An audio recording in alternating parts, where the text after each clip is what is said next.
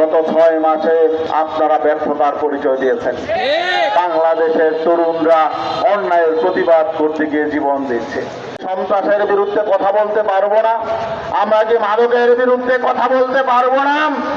দেশটি এই সন্ত্রাসী মাদক ব্যবসায়ী এবং চাঁদাবাজকে স্বর্গরাজ্যে পরিণত হয়েছে।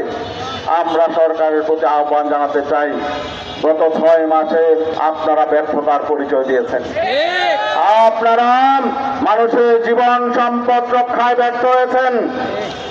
আপনারা অনেক পরিকল্পনার কথা বলেন, অনেক আশার কথা বলেন, 1 কোটি তরুণকে আপনারা চাকরি দিবেন এমন কথা বলে আপনারা ক্ষমতায় এসেছেন।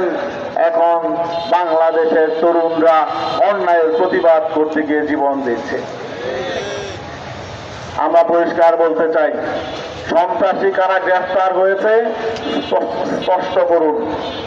যারা খুন করেছে সেখানে মহড়া দিয়ে খুন করেছে, তারা চিহ্নিত, তাদের বিরুদ্ধে মামলা হয়েছে, আগেও তাদের বিরুদ্ধে মামলা ছিল, তারা চিহ্নিত, তাদেরকে গ্রেফতার করেছেন।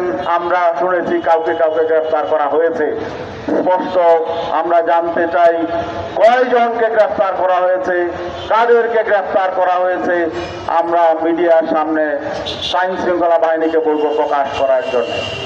আমরা যদি সঠিক উদ্যোগ গ্রহণ করা না হয়, এই হত্যাকাণ্ডের পেছনে যারা রয়েছে তাদের যে দ্রুত সময়ের মধ্যে সকলকে গ্রেফতার করা না হয় এবং নারায়ণগঞ্জে ইসলামী আন্দোলন, যুব আন্দোলন, ছাত্র আন্দোলন এবং সাধারণ মানুষকে নিয়ে নারায়ণগঞ্জে মাদক বিরোধী, সন্ত্রাসী বিরোধী আমরা কিন্তু অবস্থান নিয়েছি।